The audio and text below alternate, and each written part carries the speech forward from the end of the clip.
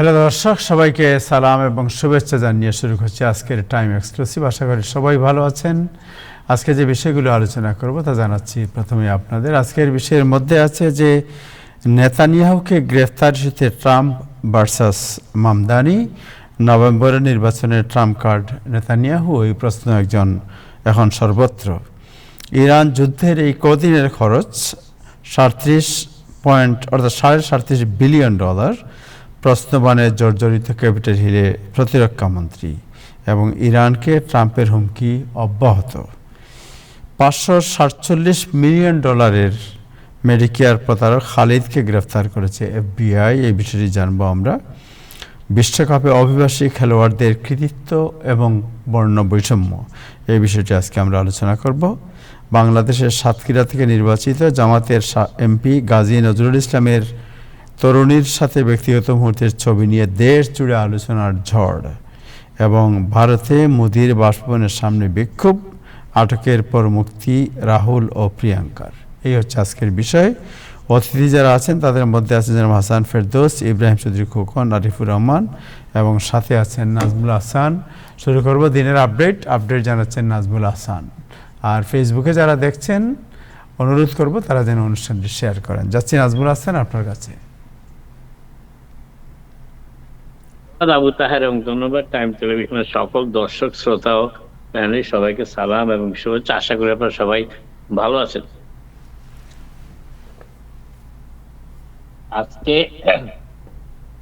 মঙ্গলবার, জুলাই মাসের 21 তারিখ। প্রেসিডেন্ট ট্রাম্প বলেছেন যে ইরানের পারমাণবিক কর্মসূচির সাথে সংশ্লিষ্ট এবং কঠোরভাবে সুরক্ষিত এলাকা পিক এক্স মাউন্টেন যুক্তরাষ্ট্র খুব শীঘ্রই এবং অত্যন্ত জোরালোভাবে আঘাত করবে। প্রেসিডেন্ট ট্রাম্প এর আগে বলেছিলেন যে ইরান হয়তো পারমাণবিক সেন্ট্রিফিউজ গুলো পিক এক্স মাউন্টেনে সরিয়ে নিয়েছে। তবে তিনি যুক্তি দেন যে পারমাণবিক উপাদান ছাড়া এইসবের কোনো অর্থই হয় না। ট্রাম্প আরো বলেন, আমরা পারমাণবিক উপাদানের উপরেই নজর রাখি, আসল বিষয়টি ওখানে নিহিত। তিনি আরো যোগ করেন যে যে যুক্তরাষ্ট্র খুব শীঘ্রই ওই এলাকায় অত্যন্ত জোরালো আঘাত হানবে। যুক্তরাষ্ট্রের, একটু আগে তাহের ঐশদ বলেছেন আপনাদের সেটি, যুক্তরাষ্ট্রের প্রতিরক্ষা সচিব পিট হেগসেট জানিয়েছেন যে এই পর্যন্ত ইরানের বিরুদ্ধে যুদ্ধে যুক্তরাষ্ট্রের 37.5 বিলিয়ন ডলার ব্যয় হয়েছে। ইরানের সাথে ক্রমশই তীব্র হতে থাকা যুদ্ধের ব্যয় মেটাতে 67 বিলিয়ন ডলার যে অনুরোধ জানানো হয়েছে কংগ্রেসের কাছে, সেই বিষয়ে প্রতিরক্ষা সচিব পিট হেগসেট এবং জয়েন্ট চিফস অফ স্টাফের চেয়ারম্যান ড্যান কেইন আজ সাক্ষ্য দিয়েছেন।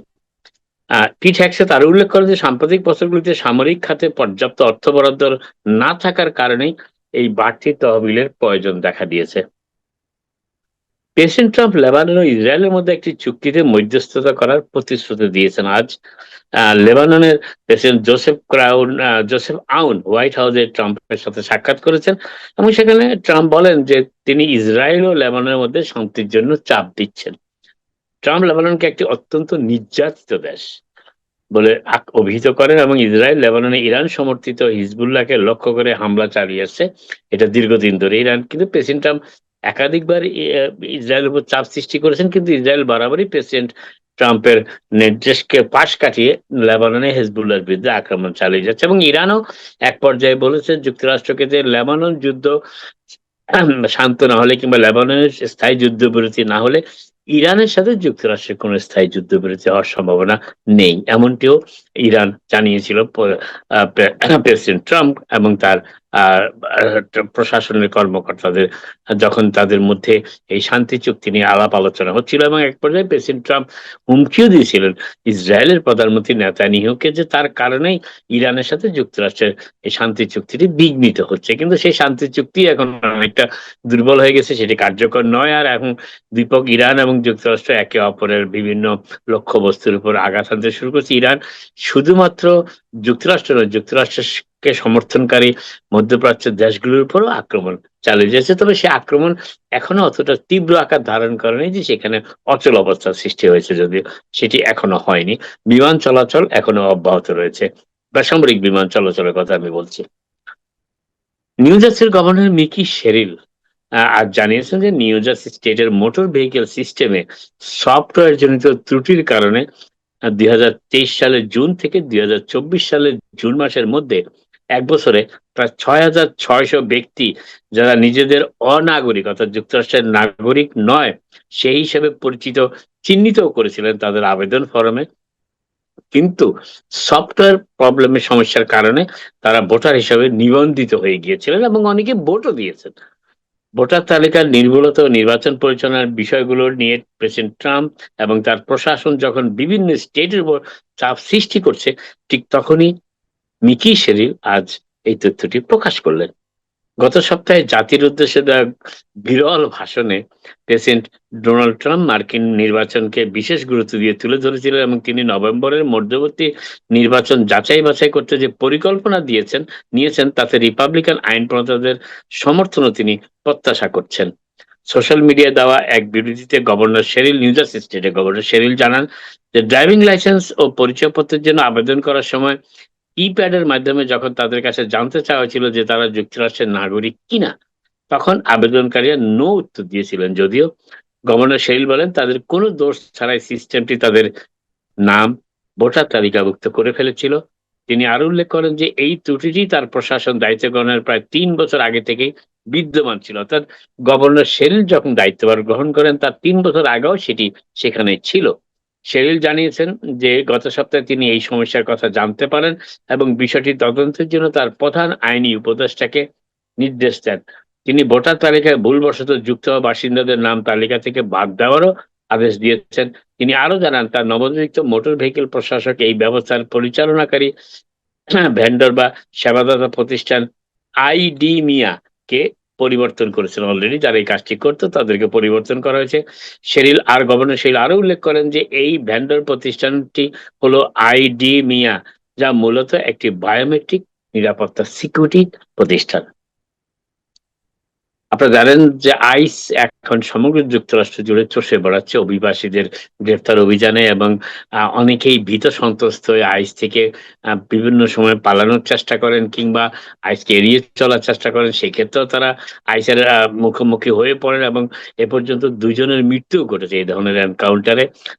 কিন্তু আজকে দিন কয়েক আগে ফ্লোরিডার সবচেয়ে প্রাচীন শহর, ইনফ্যাক্ট যুক্তরাষ্ট্রের অন্যতম প্রাচীন শহর সেন্ট অগাস্টিন, আপনারা কেউ গিয়েছেন কিনা আমি জানি না, সেন্ট অগাস্টিনে একটি ব্যস্ত রাস্তা পার হওয়ার সময় ট্রাকের সামনে পড়ে গিয়ে ২৮ বছর বয়সী মেক্সিকান নাগরিক ও যুক্তরাষ্ট্রের ট্যুরিস্ট ভিসায় সফরকারী হুয়ান জাইরো কারোলিনা দুরান ১৪ই জুলাই মারা যান।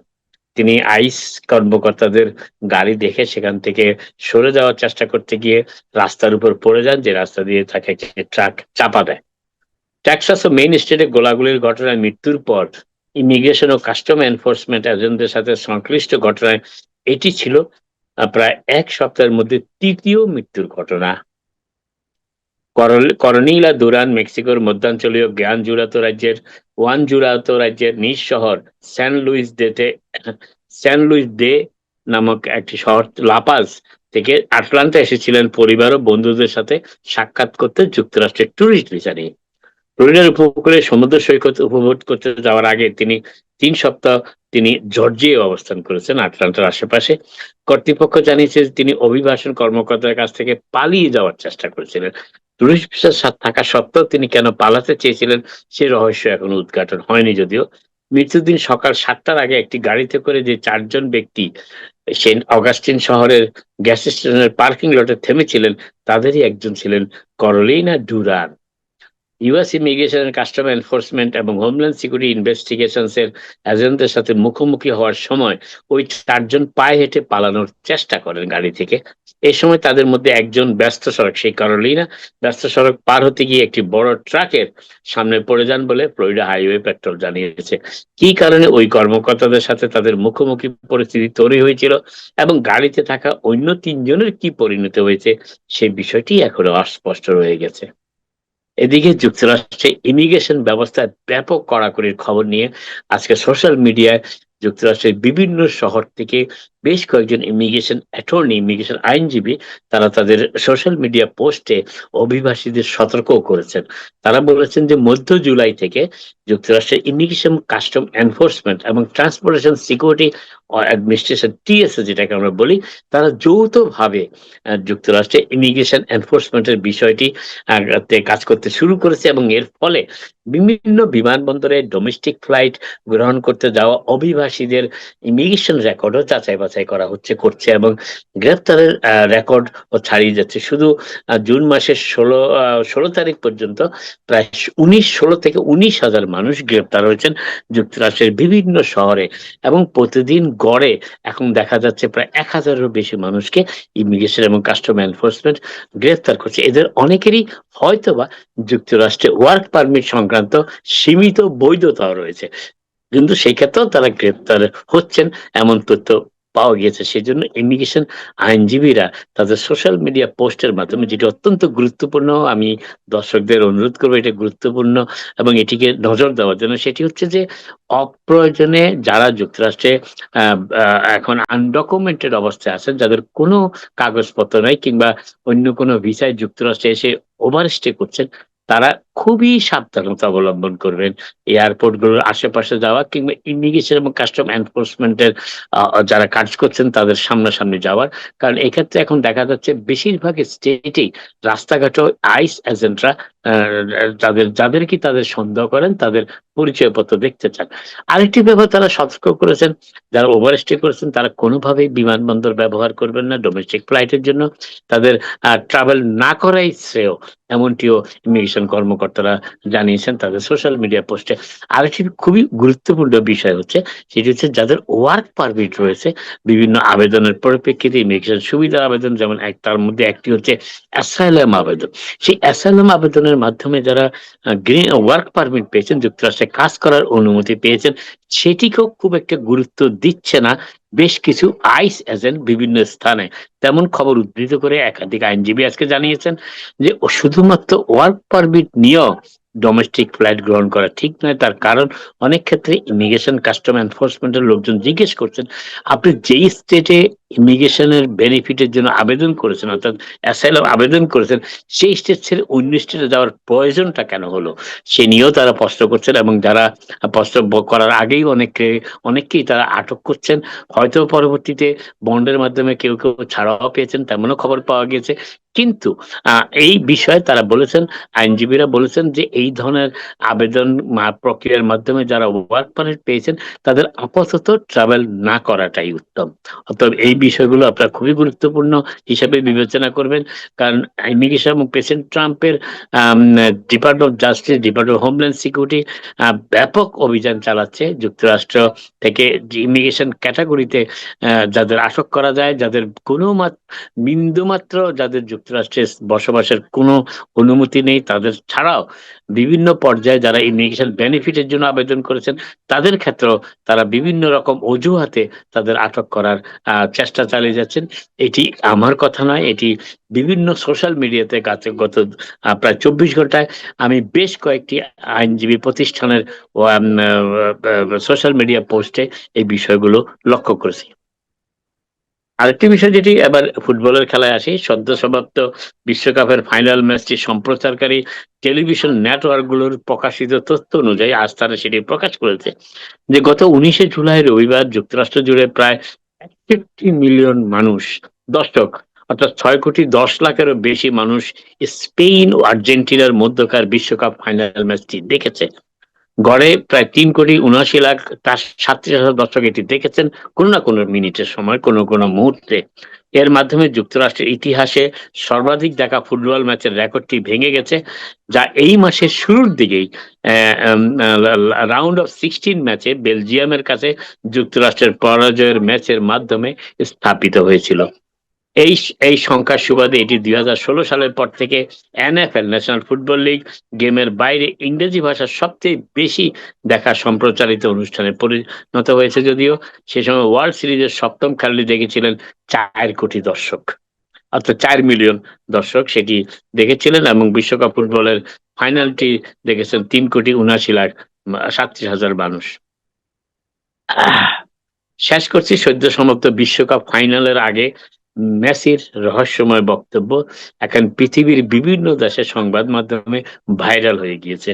কি ঘটেছিল আর্জেন্টিনার ড্রেসিং রুমে ফাইনাল খেলার আগের দিন, সেই আলোচনায় এখন তুঙ্গে সর্বত্র। বিশ্বকাপের ফাইনালে আর্জেন্টিনাকে 1-0 গোলে হারিয়ে শিরোপা জিতেছে স্পেন, সেটি আমরা সবাই জানি। এখন ফাইনালে হারের বেশ র্যাশ এখনো কাটেনি অনেকেরই। এর মধ্যে ফাইনালে মাঠে নামার আগে সতীর্থদের উদ্দেশ্যে দেওয়া লিওনেল মেসির রহস্যময় একটি সামাজিক যোগাযোগের মাধ্যমে প্রকাশিত বার্তা ভাইরাল হয়েছে। ইনস্টাগ্রামে তিনি সে পোস্টে দিয়েছিলেন। যদিও আর্জেন্টিনার সংবাদ মাধ্যম টিওয়াইসি স্পোর্টস আজকে জানিয়েছে যে ভাইরাল হওয়া ভিডিওটিতে দেখা যায় যে মেসি ড্রেসিং রুম থেকে বের হওয়ার সময় সতীর্থদের বলছেন, সবাই শান্ত হও। আসল বিষয় হলো আমাদের শান্ত থাকতে হবে। এটি কিন্তু খেলার আগের কথা। এ পর্যন্ত সবই ঠিক ছিল। সামাজিক যোগাযোগ মাধ্যমে আলোড়ন তুলেছে মেসির পরের কথাগুলো। এসো সবকিছু ভুলে যাই। কেন তিনি এই কথাটি বললেন? সবকিছু ভুলে যাই। তাহলে কি আগের দিন হোটেল রুমে কিংবা ড্রেসিং রুমে যাওয়ার আগে এমন কোনো ঘটনা ঘটেছিল যে মেসি বলতে বাধ্য হচ্ছিলেন যে এসো সবকিছু ভুলে যাই। আমরা শুধু খেলি। চলো শুধু খেলায় মন দেই। ভিডিওতে দেখা গেছে ড্রেসিং রুমের দরজার সামনে দাঁড়িয়ে কথাগুলো বলার সময় মেসির সতীর্থরা সবাই শান্ত ছিলেন যদিও। তবে প্রশ্ন উঠেছে, ফাইনালের আগে ফুটবলারদের কি ভুলে যাওয়ার কথা বলেছিলেন মেসি? মেসির ইঙ্গিত করেছিলেন তা পরিষ্কার না হলেও ফাইনালের আগে সমালোচনার মুখেও পড়েছিল আর্জেন্টিনা দল। প্রতিপক্ষ স্পেনের থেকে তাদের বিরুদ্ধে রেফারিং এর বাড়তি সুবিধা পাওয়ার অভিযোগও তোলা হয়। ফাইনালের আগে স্পেনের ডিফেন্ডার এমেরিক লাপোর্তো বলেছিলেন যে সাম্প্রতিক ম্যাচগুলো রেফারিং নিয়ে এমন কিছু ঘটনা ঘটতে দেখেছি, স্পেনের খেলোয়াড় বলছেন এই কথাটি, যা সত্যিই বিস্মিত করেছে। কিছু বানিয়ে কিছু ঘটনার কোনো শাস্তি দেওয়া নেই, বিশেষ করে আর্জেন্টিনার ক্ষেত্রে। তারা প্রতিপক্ষের উপর প্রবল চাপ সৃষ্টি করে। ফুটবলে বিশেষ করে এত বড় প্রতিযোগিতা, এসব কখনোই অনুমোদন করা উচিত নয়, কারণ এতে প্রতিপক্ষের মনোযোগ নষ্ট হয় এবং হতাশা তৈরি। এদিকে ফাইনাল শেষে অনাকাঙ্ক্ষিত ও অপ্রীতিকর ঘটনাও ঘটে সেদিন। আর্জেন্টিনার কয়েকজন খেলোয়াড় এবং কোচিং স্টাফের সঙ্গে স্পেনের খেলোয়াড়দের সংঘর্ষ বাদে এই অনাকাঙ্ক্ষিত ও অপ্রীতিকর ঘটনার জেরে তদন্তে নেমেছে ফিফা। শেষ করছি, স্পেনের টিম যখন বিশ্বকাপ ফুটবল জিতে সেদিন রাতে তারা এনজয় করেছে, উপভোগ করেছে নিউ জার্সির একটি ছোট্ট শহরের একটি পিজা স্টোর থেকে 40টির মতো পিজা তাদের হোটেল রুমে নিয়ে গিয়ে। আপাতত শেষ করি, আবার আপনার সাথে কথা হবে। আপনারা সবাই ভালো থাকুন। Thank you Nazbul Hasan, thank you so much. So exactly what happened, আর্জেন্টিনার যে সেদিনের যে খেলা দেখে অনেকেই বিস্মিত হয়েছে, যে মনে হচ্ছে খুবই অগুছালো, খুবই অমনোযোগী এবং কোনো কোঅর্ডিনেশন নেই। এটা ধীরে ধীরে বের হচ্ছে, ভিডিওটা ভাইরাল হয়েছে, কিন্তু সেদিন এটি হয়নি, তার পরের দিন এটি হয়েছে। সেটি মেসি ইনস্টাগ্রামে পোস্ট করেছিলেন এবং যতটুকু জানা গেছে বিভিন্ন সংবাদ মাধ্যম পড়ে আমি যতটুকু জেনেছি তাতে মনে হচ্ছে যে এর আগের দিন হোটেল রুমে ম্যানেজমেন্ট এবং খেলোয়াড়দের মধ্যে তুমুল বাকবিতণ্ডা হয় বিভিন্ন কৌশল নিয়ে, রেফারিং নিয়ে। যাকে চূড়ান্ত খেলা রেফারি মনোনয়ন দিয়েছে ফিফা, তার বিরুদ্ধে কথাবার্তা হয় সেখানে, এমনও শুনেছি আমরা।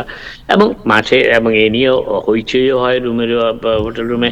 পরবর্তীতে মেসি সেখানে তাদের পরের দিন আসার সময় যেটি বলেছেন সেটি আপনাদের জানালাম।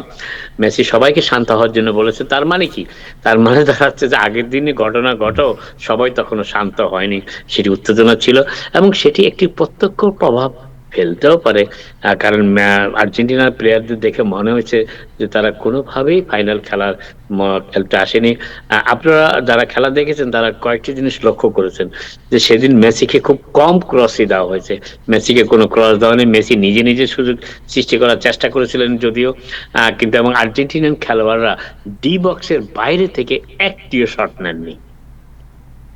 সো এক্স্যাক্টলি ঘটনাটা কি নিয়ে হতে পারে বলে মনে হয়? কোনো স্পেকুলেশন? এটা বোঝা মুশকিল, তাই এ নিয়ে গবেষণা করার কোনো স্কোপ আমাদের কাছে নাই এই মুহূর্তে। তবে হয়তো এটি বেরিয়ে আসবে, এটি আর চাপা থাকবে না, বেরিয়ে আসবে, এটা সময়ের ব্যাপার। তবে আর্জেন্টিনার এত পুয়ার পারফরমেন্সের যে কারণ, যে বিশ্লেষণ এখন আর্জেন্টিনার সাংবাদিকরাও শুরু করেছেন, আর্জেন্টিনা ফুটবল ফেডারেশনও শুরু করেছেন, তাতে হয়তো এটি আমরা আরো স্পষ্টভাবে জানতে পারবো। সো আজকের একটা খবর জানেন, আপনি নিজেও প্রবাসের পুরনো লোক, ইব্রাহিম সিদ্দিক খুবই প্রবাসী। আমি কিন্তু প্রবাসী না, আমি কিন্তু আমেরিকায় থাকি, আমরা সবাই প্রবাসী না। আমরা আমেরিকা থাকি তো প্রবাসী না, আমরা আমেরিকান, ঠিক আছে, বাট আজকে আমরা গভর্নমেন্ট আমরা বাংলাদেশ, প্রবাসী না, প্রবাসী বাংলাদেশি শব্দটা আমি আমরা, একটু হ্যাঁ ক্লিয়ার আমরা করি, আমরা আমরা আমেরিকান, রাইট? একটু ক্লিয়ার করি, এটা আমাদেরকে রং দেওয়া হয়। প্রবাসী হচ্ছে মিডল ইস্টে যারা ভিসা নিয়ে বছরের পর বছর থাকেন, Right. তারা প্রবাসী। আর আমরা যারা আমেরিকার নাগরিকত্ব গ্রহণ করেছি, আমাদেরকে প্রবাসী বলার কোনো স্কোপ নাই, আমি এটা মনে করি না। প্রবাসী কার্ডধারীরা যেসব সুবিধা পাবেন জানিয়েছেন বিমানমন্ত্রী, সে এখন প্রবাসী কার্ডধারী যারা, প্রবাসী কার্ডধারী, এটা কি আমেরিকানরা কার্ড পাবে না পাবে না? এটা বিমানমন্ত্রীকে প্রশ্ন করতে হবে। ওকে, সো আচ্ছা, এমনি কি বলেছেন আমরা আগে জেনে নিই, তারপরে একটু আমরা দেখি কি কি সুবিধা দেবে এই প্রবাসী কার্ড। আরিফ, একটু শুনি আপনার কাছে, তারপরে আমরা আলোচনা করব একটু। ধন্যবাদ। আমি যে প্রবাসী কল্যাণ মন্ত্রণালয় থেকে যে তথ্যগুলো পেয়েছি সেগুলো এখন দেওয়ার চেষ্টা করব।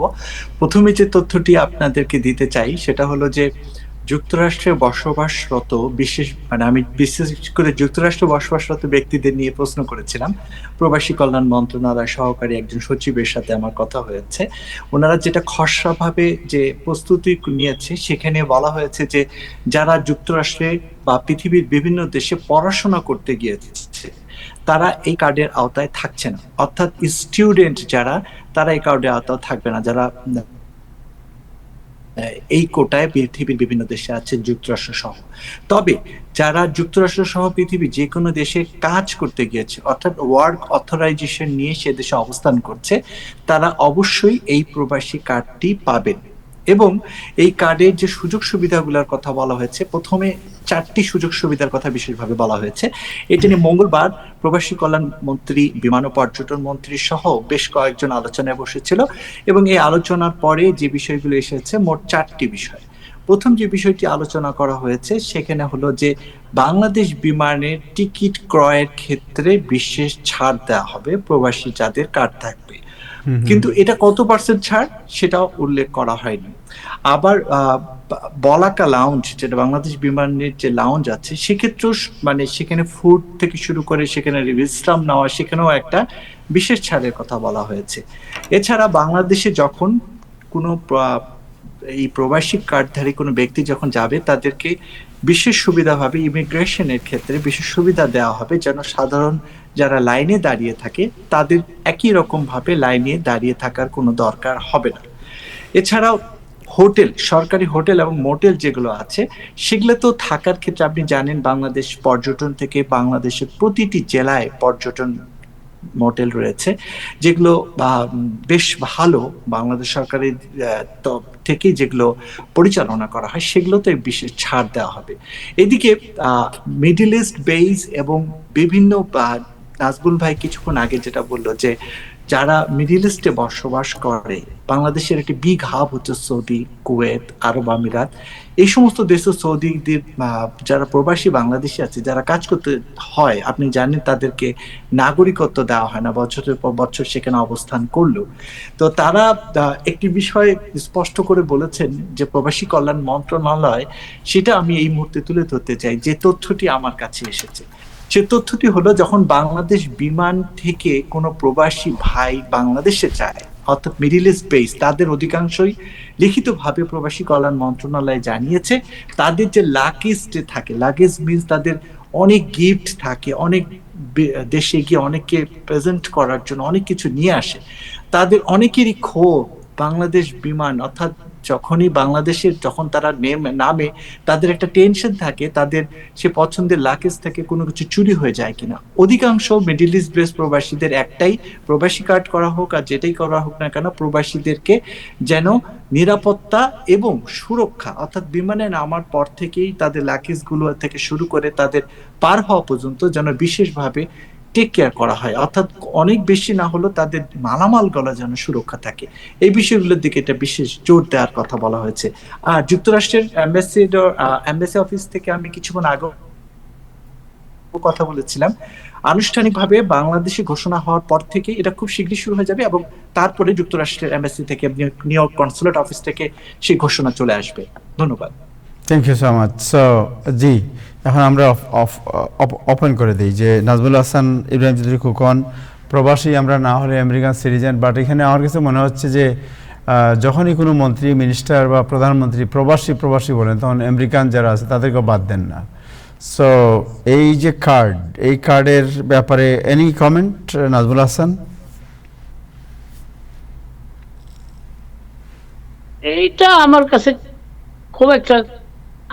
খুব একটা পাওয়া কিছু পেতে যাচ্ছে এটা মনে হয় না। এটা এটা একটা মানে মানে যারা বাংলাদেশের বাইরে আছেন তাদেরকে একটা খুশি করার সরকারি প্রচেষ্টা, এটা এর বাইরে কিছু বলে আমার মনে হয় না। যেমন ধরেন এয়ারপোর্টে তারা লাউঞ্জ ব্যবহার করতে পারবেন, এগুলি বলা হয় কিন্তু এগুলি আসলে কার্যকর। এখন এয়ারপোর্টে যিনি এই কাজটি দেখভাল করবেন তার কতটা নিয়ন্ত্রণ, যারা এয়ারপোর্টে বাংলাদেশের নাগরিক দেশে গেলে তাদের সমস্যায় ফেলেন, কতটা নিয়ন্ত্রণ তাদের উপর থাকতে পারে সেটাও দেখার বিষয়। মিস্টার চৌধুরী। অনেক ধন্যবাদ। আমি আবুদার ঘটনা হচ্ছে যে মোটা দাগে প্রবাসীরা যখন প্রবাসীদের ধরেন আজকে আমাদের 1.5-2 কোটি প্রবাসী বা আমাদের কোনো সংখ্যা উল্লেখ নাই, তো সেদিকে আমরা যুক্তরাষ্ট্রের নাগরিক যারা যুক্তরাষ্ট্রের নাগরিকত্ব গ্রহণ করেছি বা পশ্চিমা দেশের নাগরিকত্ব গ্রহণ করেছি তাদেরকে মানে তাদেরকে প্রবাসী হিসাবে দেশ থেকে সাধারণত তারা ওইভাবেই গণ্য করেন। বাট আমি যদি মনে করি যে আমাদের অবহেলিত প্রবাসীরা বিভিন্নভাবে যারা মধ্যপ্রাচ্যে আছেন তাদের প্রতি উদাসীনতার কোনো শেষ নাই। এখন তাদেরকে নানাভাবে সাপোর্ট করার, তাদেরকে দেখভাল করার কথা বিভিন্ন সময় বলা হয়েছে, কিন্তু একদম মৌলিক বিষয়গুলো যেগুলো যে এয়ারপোর্টে তাকে হয়রানি করা হবে না। আপনি যখন সুটকুট পরে আমেরিকা থেকে যান, আপনার জন্য আরো একটা দুইটা গাড়ি আছে, আপনার আরেকজন মানে সাংবাদিককে ফোন করার সুযোগ আছে, এটা সাধারণ প্রবাসীদের নাই। সো এরা প্রতিনিয়ত হয়রানির শিকার হন। আপনি সবকিছু মানে মুখে মাস্ক লাগাই একবার গিয়া দেখেন, এখনো এই সমস্ত কোনো কিছুর পরিবর্তন হয় নাই। আজকে আমার মনে আছে যে সেই 70 সালের শেষ দিক থেকে এই প্রবাসীদের এই সমস্ত সমস্যা নিয়ে যে প্রবাসী অধিকার আন্দোলন এইসব করেছিলাম, কিন্তু এই মৌলিক দাবিগুলো প্রবাসীদের হয়রানি এগুলো বন্ধ হয় নাই। সুটকেস চুরি হয়ে যায়, মানুষের প্রতি দুর্ব্যবহার করা হয়, মানে যে আমাদের দেশের যে সাধারণ কর্মচারী যিনি কাজ করতেছেন তিনি প্রবাসীর প্রতি যে কি আচরণ করবেন সেটাও প্রপারলি ট্রেনিং দেওয়া হয় না। বা মানে সারা পৃথিবীর আপনি এয়ারপোর্টে ঘুরে দেখবেন এক ধরনের ব্যবহার। আমাদের সবাই কর্মচারী খারাপ বা আমাদের মানুষ খারাপ আমি এটা বলতে চাই না, কিন্তু একটা দুইটা যখন খারাপ উদাহরণ সৃষ্টি হয়ে যায় মানে এইটা লাগে আমাদের বুকে। তারপরে আমি বলবো যে প্রবাসীদের জন্য একটা কার্ড করে এটা আইডেন্টিফাই করার জন্য যে একটা উদ্যোগ, এটা উদ্যোগকে আমরা প্রশংসা করি। সেখানে আমি মানে যুক্তরাষ্ট্রের নাগরিক হিসাবে বা মানে ব্রিটেনের নাগরিক হিসাবে কি সুবিধা পেলাম এটা পরে নিয়ে আমাদের সুযোগ সুবিধা মানে আপনি পরে বার্গেন করবো। অন্তত সাধারণ প্রবাসীদের জন্য তাকে যদি একটা কার্ড দিও, তাকে একটু বুস্ট আপ করা হয়, তাইলে আমরা মানে আমরা মনে করলাম যে একটা অন্তত এটা নিয়ে কথা বলছেন, যে কেউ এটা নিয়ে নজরদারি আছে। কিন্তু আমি সবচেয়ে বেশি গুরুত্ব যেটা দিব, এটা সবচেয়ে গুরুত্ব দিব যে এসে বগল বাজানোর চেয়ে কথাবার্তা বলার চেয়ে কাম টু দা পয়েন্ট, আমাদের অ্যাকশন দেখান। মানে বলেন যে এখন থেকে এয়ারপোর্টে কোনো হয়রানি হয় না, বলেন কোনো পাসপোর্ট অফিসে কোনো হয়রানি হয় না, বলেন কোনো ব্যাগ কাটা যায় না, বলেন যে এয়ারপোর্টে সমস্ত মানুষ বিনয়ী ব্যবহার পায়, মধ্যপ্রাচ্য থেকে যায়। এইসব যদি ঘোষণা আসতো আমরা খুশি হইতাম। বাট মানে এটাকেও আমি নিরুৎসাহিত করি না, সবকিছুকেই নিরুৎসাহিত করলে তো হবে না, একটা একটা ধাপ করে আমাদের আগাতে হবে। প্রবাসীদের জন্য অনেক কিছু করার আছে আমি মনে করি। যেহেতু বাংলাদেশের এই যে গার্মেন্টস ব্যবসা এগুলো আপনার ট্যারিফ এগুলা নানান কৌটা মৌটার এগুলোর উপর নির্ভর করে, কিন্তু আমাদের কষ্টার্জিত প্রবাসীরা যারা মানে মধ্যপ্রাচ্যে থাকে, সে যখন $200 সারা মাসে বেতন পায়, সে 190 টাকাই পাঠাইয়া দেয়। মানে পারলে নিজে না খেয়ে সে দেশে পাঠায়।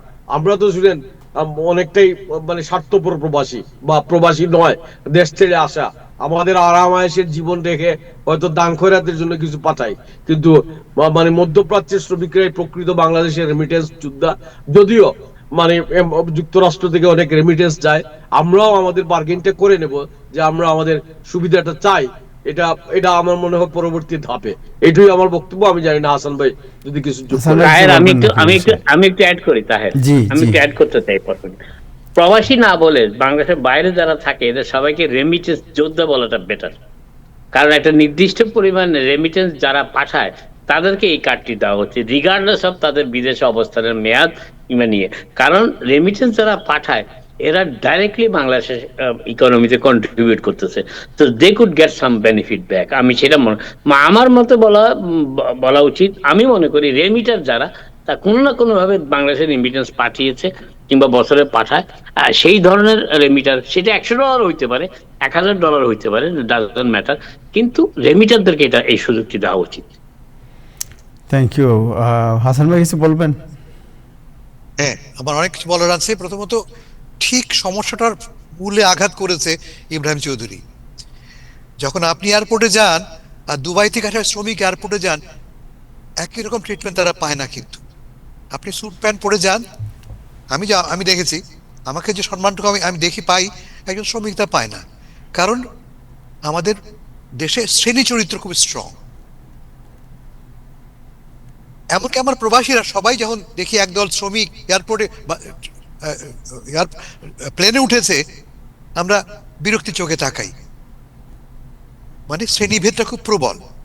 ফলে এই এই এই সুবিধার মূল লক্ষ্য হওয়া উচিত যারা মধ্যপ্রাচ্য থেকে গায়ের ঘাম খরচ ব্যয় করে আমাদের জন্য এই রেমিটেন্স সংগ্রহ করে আনছে, তাদের জন্য হওয়া উচিত। 1। 2 নম্বর, এটা কিন্তু সকল প্রবাসী মানে নন রেসিডেন্ট বাংলাদেশি। আমাদের নাজমুল ঠিক বল, আর তার সঙ্গে আমি একদম একমত না। ব্যাপারটা অর্থের সঙ্গে সম্পর্কিত নয়। আমার সঙ্গে বাংলাদেশের নারীর সম্পর্ক অর্থ দিয়ে নয়, কিন্তু শুধু অর্থ দিয়ে আমার সম্পর্ক ঠিক হবে না। দেশটা আমার, এবং এই স্বীকৃতি আমাদের আইনে আছে। যদি আপনার কাছে একটা কার্ড থাকে, আইডি কার্ড থাকে, একটা ন্যাশনাল আইডি কার্ড, আপনি বাংলাদেশি, এবং সকল সুবিধা আপনি পেতে পারেন ওই আইডি কার্ডের মাধ্যমে। ফলে খুব জরুরি হচ্ছে প্রত্যেকের একটা ন্যাশনাল আইডি কার্ড সংগ্রহ করা। 1। 2 নম্বর, আমাদের নামটা কি হবে? আমি একটু যেটা বললাম, আমরা NRB, নন রেসিডেন্ট বাংলাদেশি। আমরা বাংলাদেশ থাকি না, কিন্তু আমরা বাংলাদেশি। আমরা শুধুমাত্র প্রবাসী নই, শুধুমাত্র রেমিটেন্স যোদ্ধা নই, আমরা বাংলাদেশের মানুষ, নাগরিক না হতে পারি, বাংলাদেশের মানুষ। 3rd হচ্ছে, যে প্রস্তাবটা এসেছে সববারই উচিত ওয়েলকাম করা। ছোট্ট একটা স্টেপ তারা নিয়েছে, নেওয়ার পরে আমাদের দায়িত্ব হবে সরকারকে অ্যাকাউন্টেবল রাখা। পালিত হচ্ছে কি, কতটা অর্জিত হচ্ছে এই লক্ষ্যমাত্রা, যে কথা ইব্রাহিম বললেন, সম্পূর্ণ একমত আমি। Let's welcome it and then hold them accountable for their promises. যে প্রমিস তুমি করলা, সেই প্রমিস তুমি কতটুকু রাখতে পারলা, প্রতি পদে পদে আমরা তাদেরকে অ্যাকাউন্টেবল রাখবো। ফলে আসুন আমরা আমাদের পক্ষ থেকে উদ্যোগটাকে স্বাগত জানাই। Thank you so much Ibrahim Siddiqur, আপনাকে ধন্যবাদ। এবং আপনি তো বাংলাদেশ রাজনীতি নিয়ে খুব ক্লোজলি ওয়াচ করেন। What is the headline today? বাংলাদেশ সর্বত্র আজকে কি আলোচনা হচ্ছে বাংলাদেশের রাজনীতির? আজকে আমাদের একজন জামাত নেতার বিষয়টা নিয়ে আলোচনা হচ্ছে। শুনেন, এটা বাংলাদেশের মানে কয়েকটা বিষয়। একটা হচ্ছে যে জামাত কে মানুষ মনে করে যে সৎ মানুষের মানুষ, সবচেয়ে চরিত্রবান মানে নেতা আশা করে। কিন্তু আমরা যদি দেখি এই পূর্ব থেকে পশ্চিমের দেশ পর্যন্ত, বিল ক্লিন্টন থেকে শুরু করে আপনার কলিমুদ্দিন পর্যন্ত, এই মানে এই সব মহৎ লোকজনই যে সব সচ্চরিত্রবান বা আমাদের কথা মতো আমাদের প্রত্যাশা অনুযায়ী তারা দেশ পরিচালনা করেন না। কিন্তু এটা একজন ব্যক্তি বিশেষের স্খলন, এটা সর্বত্র হয়ে থাকে পূর্বে পশ্চিমে, এবং তিনি এর জন্য তাকে অ্যাকাউন্টেবল করা উচিত। জামাতকে মানে এই ব্যাপারে ভূমিকা নেওয়া উচিত, এবং এইসব ছাই চাপা দিতে গিয়ে মানে আরো যে সমস্ত বিষয়, নারীদের অধিকার, তার প্রথম স্ত্রীর কে দিয়ে ভিডিও করানো, আবার মিথ্যা কথা বলা, এইসবকে যারা প্রশ্রয় দেবেন, আমি মনে করি তারাও সেই অপরাজনীতি বা এইসব জিনিসকে ধামাচাপা দেওয়ার চেষ্টা করতেছেন। তবে এটা আমাদের রাজনীতিবিদদের জন্য নতুন না, সারা বিশ্বের জন্য রাজনীতির জন্য না। এটা কি ভালো জিনিস? না। এটা করে মানুষের রাজনীতিবিদদের প্রতি আস্থা, মানুষ মনে করে একজন ধর্মগুরু মানে সৎ থাকবেন, মানুষ মনে করে একটা রাজনীতিবিদ সৎ থাকবেন, মানুষ মনে করে একজন প্রেসিডেন্ট। এই আপনারা যে সারা দিন রাত বসে গত কয়েক বছর থেকে প্রেসিডেন্ট ডোনাল্ড ট্রাম্পের বিরুদ্ধে সমালোচনা করেন কেন? আমরা প্রত্যাশা করি যে দেশের নেতা যিনি হবেন তিনি পুত পবিত্র হবেন, কিন্তু তিনিও মানুষ, তার মানবিক স্খলন ঘটে। এই স্খলনটা মানে ধরা না পড়লে তো কিছুই নাই, কিন্তু ধরা পড়েন যখন, তখন এটা মানুষ এটা মেনে নিতে পারে না। মনে করেন না, আমরা নিজেরাও করি, কিন্তু আমি মনে করব যে সারা পৃথিবীর মানুষ সৎ হয়ে যাক, স্বচ্ছ হয়ে যাক, এবং জামাতের মতো রাজনৈতিক দল যারা এই কথাগুলো বলে সৎ চরিত্রবান সঠিক লোক, তাদের জন্য এটা এটা বিরাট এটা কলঙ্ক, এবং তারা এটা কিভাবে রিকভার করবেন আমরা এটা দেখবো। এবং আমি মনে করি এটার কয়েকটা দিক আছে, এই যে অপ্রাপ্তবয়স্ক নারী এবং মানে দ্বিতীয় বিবাহ, এইসবকে নিয়ে যে সমস্ত খেলা আমাদের দেশের মূল্যারা করতেছেন, তাদেরও লাগাম টেনে দেওয়া দরকার। এবং বিভিন্ন সময় আমরা দেখতেছি সাম্প্রতিক সময়ে বিভিন্ন ওই হুজুররা প্রকাশ্যে বক্তৃতা দিতেছে আমার দ্বিতীয় বিয়ে করা উচিত, তৃতীয় বিয়ে করা উচিত, আমি প্রথম বিবাহ থাকলেই, মানে এই সমস্ত বিষয়ে আমার মনে হয় মানে এই সমস্ত একটা বিশৃঙ্খলা চলতেছে, এবং এইসব আমাদের সমাজ খুব বেশি ইতিমধ্যে প্রশ্রয় দিতেছে। এটার বিরুদ্ধে রুখে দাঁড়ানো দরকার। Thank you so much. আমার মনে হয় যে এটা গভর্নমেন্ট এটা রুলস করতে পারে, এই বিষয়ে কিছু নীতি নির্ধারক কিছু আইন প্রণয়ন করতে পারে, যারা এই ধরনের কাজে ইনভলভ হবে তাদের ব্যাপারে কি করণীয়। এটা আমার মনে হয় যে গভর্নমেন্টেরও একটা দেশের যদি আইন থাকে তাহলে এদেরকে আইনের আওতায় আনা খুব সহজ। দেশে তো আইন আছে, আপনার আইন আছে, অপ্রাপ্ত বয়স্ক একটা মেয়েকে নিয়ে ধরা পড়ছে, ওনার তো কোনো মানে এটা না ওই এই মেয়ের বয়স তো এই মেয়ের বয়স তো 18 বছরের উপরে না, কিন্তু আমাদের একটা আইনের ফাঁক হইলো যে একজন চেয়ারম্যান দিয়ে উনি জন্ম তারিখ বদলায় ফেলাইবো, বুঝছেন? তো এই ধরনের নানান একটা পুলিশ দিয়ে একটা বলবে যে আমার গার্জিয়ানের অনুমতি আছে। তো এই যে আমাদের মানে আমাদের পুরো ব্যবস্থা, আমাদের এই যে পুরো ব্যবস্থাটা সাথে এইসব অন্যায় অনিয়ম, এইসব দুর্নীতি, এইসব অপকর্মকাণ্ড জড়িত, এটা একটা ঘটনার মধ্য দিয়ে প্রকাশ হয়, কিন্তু এটার মানে এই সমস্ত কাণ্ড কারখানার মানে মূল অনেক গভীরে, এবং এটা থেকে যে আমাদের সমাজ কিভাবে বেরিয়ে আসবে এটা হইলো একটা বড় প্রশ্ন এখন। Right, thank you so much. Thank you Hasan ভাই, এই বিষয়ে কিছু বলবেন আপনি? খোকন খুব ভালো বলেছেন, আমি সম্পূর্ণ একমত তার সাথে। তবে এ নিয়ে যে খেলাটা খেলছি আমরা মিডিয়াতে, এটা থেকে দূরে থাকা দরকার। বড় কুৎসিত হয়ে পড়ছে ব্যাপারটা। এর এর এর সঙ্গে ধর্ম যুক্ত করছি আমরা, এর সঙ্গে আমরা রাজনীতি যুক্ত করছি, কিন্তু ট্র্যাজেডিটা হচ্ছে একটি পরিবারের ভেতরে এক স্বামী তার দুই স্ত্রী, এবং দুই স্ত্রীর মধ্যে কোন্দল, আমরা ঢুকে পড়ছি সেখানে। এটি বোধহয় অনভিপ্রেত। Thank you so much. যাই আপনার কাছে আজকে শুনতেছি আপনার কাছে অনেক মজার ঘটনা গত কয়েকদিন থেকে আমরা শুনতে পাচ্ছি। মামদানি সাহেব উনি বলছেন যে নেতানিয়াহু যে যুক্তরাষ্ট্রে আসেন তাহলে তিনি নতুন কোনো আইন প্রণয়ন করবেন না, আবার প্রচলিত আইনে তাকে গ্রেফতার করা যায় কিনা, যেহেতু আন্তর্জাতিক অপরাধ আদালত তাকে দোষী সাব্যস্ত করেছে এবং তার বিরুদ্ধে গ্রেফতারি পরোয়ানা আছে, সুতরাং এটাকে এক্সিকিউট করা যায় কিনা প্রচলিত আইনে সেটা তিনি দেখবেন। যদিও তিনি বলছেন যে এই বিষয়ে আমরা নতুন কোনো আইন প্রণয়ন করব না। প্রেসিডেন্ট ট্রাম্প বলছেন তাকে গ্রেফতার করা হবে না। সো এটা নিয়ে একটা কনফিউশনও দেখা দিয়েছে, এবং সামনে নির্বাচনে মনে করা হচ্ছে যে নেতানিয়াহুর এই যে বিষয়টি আপনি জানেন যে খুব নাজুক অবস্থার মধ্যে ট্রাম্প আছেন, যে জুইশ যে ভোটার ব্লক, এই ভোটার ব্লককে উজ্জীবিত করার জন্য এটাকে একটা ট্রাম্প কার্ড হিসেবে তিনি ব্যবহার করতে পারেন। What is your analysis? আমাদের মামদানি সম্পূর্ণ ভুল বলেছেন, অরাজনৈতিক কথা বলেছেন।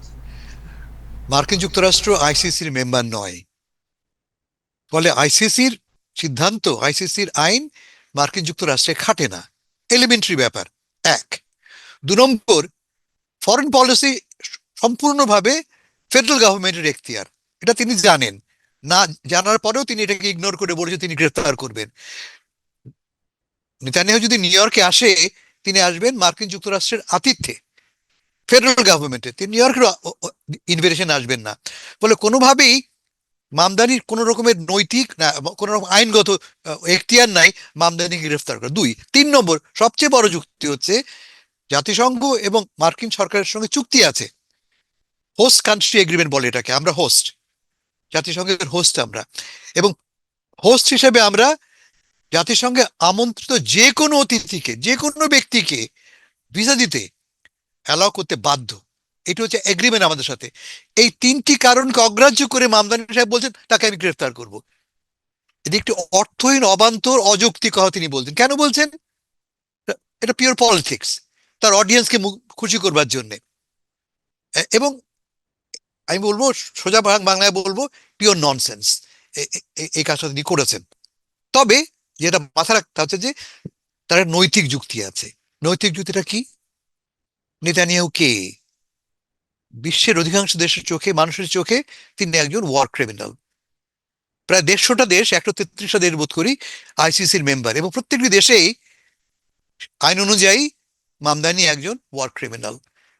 ফলে নৈতিক যোগটা আমার আছে তাকে ওয়ার ক্রিমিনাল বলবার, গ্রেফতার করার অধিকার নেই আমার, কিন্তু তাকে ওয়ার ক্রিমিনাল বলতে, ওয়ার ক্রিমিনাল বলতে আমার পুরোপুরি অধিকার আছে আমার। তাই তিনি করতে পারতেন, তা না করে এটাকে তিনি পলিটিসাইজ করে ফেললেন, প্রবাবলি তার অডিয়েন্সকে খুশি করবার জন্য।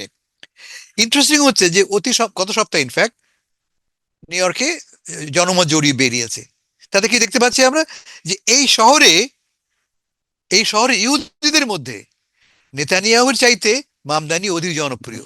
এই এই এই জনমত জরিপ বলছে এই শহরে 39% লোক, 39% মানুষ নেতানিয়াহুর সমর্থক, আর সেখানে মানে ইহুদিদের মধ্যে বলছে অ্যামাং জুজ, আর সেখানে মামদানির সমর্থক বা তাকে অ্যাপ্রুভ করে এমন লোকের সংখ্যা, এমন ইহুদির সংখ্যা 44%, মানে 5% ইহুদি মামদানিকে অধিক গ্রহণযোগ্য মনে করে। এতে বুঝতে পারছেন যে মামদানির অবস্থানটা কোথায়। এখন ইন্টারেস্টিংলি যে ব্যাপারটা ঘটেছে, এবং আপনি যেটা উল্লেখ করলেন নির্বাচনের কথা, এবারে নির্বাচনে একটা সেন্ট্রাল এলিমেন্ট হবে, আমি বলছি একটা সেন্ট্রাল এলিমেন্ট হবে, আমি ডেমোক্রেটিক পার্টির কথা বলছি, আমি কার গাজা প্রশ্নে কি অবস্থান। নিউ ইয়র্কে আপনারা দেখেছেন আমাদের ব্র্যাড ল্যান্ডার, আমি অনেকবার বলেছি ব্র্যাড ল্যান্ডার খুবই একটা যোগ্য একজন কংগ্রেসম্যান এবং অত্যন্ত ধনবান। তিনি লেভি স্ট্রাউসের একজন ওয়ান অফ দি উত্তরাধিকারী, বিশাল অর্থের মালিক। তিনি পরাজিত হলেন কার হাতে? ব্র্যাড ল্যান্ডারের হাতে। কি কারণে? একমাত্র ইস্যু তাদেরকে সেপারেট করছে, তা হচ্ছে কোনটা? গাজা প্রশ্নে, ইসরায়েল প্রশ্নে। ল্যান্ডারও গাজায় অব্যাহত গণহত্যা নয়, সংঘর্ষের প্রতিবাদ করেছেন, আপত্তি জানিয়েছেন, কিন্তু তিনি ইসরায়েলে অস্ত্র পাঠানো বন্ধ করার পক্ষে নন, অর্থ পাঠানো বন্ধ করার পক্ষে নন, যার পক্ষে ল্যান্ডার ছিলেন, জিতেছেন। মামদানির একই বক্তব্য, মামদানি এইটাই, শুধু মামদানি নয়, যে কটি ডিএস এর যে সমস্ত মেম্বার জিতেছে প্রত্যেকেই অন গাজা ইস্যু শক্ত অবস্থান গ্রহণ করেছে। এটা জেনোসাইড একটা, এবং আমাদের পয়সা দিয়ে আমরা কোনোভাবেই ইসরায়েলের এই গণহত্যা চালাতে সাহায্য করব না। এই দেখছেন এখন মেইনে যে ঘটনা ঘটছে, আজকে 2 দিন পরে মেইনে নতুন করে প্রাইমারি হতে যাচ্ছে ডেমোক্রেটিক পার্টির ভেতরে। প্ল্যাটনারের জায়গায় নতুন আমরা ডেমোক্রেটিক পার্টির সিনেট ক্যান্ডিডেট খুঁজে পাবো আমরা। সেখানেও কিন্তু সেন্ট্রাল ইস্যু হচ্ছে গাজা প্রশ্নে আপনার কি অবস্থান।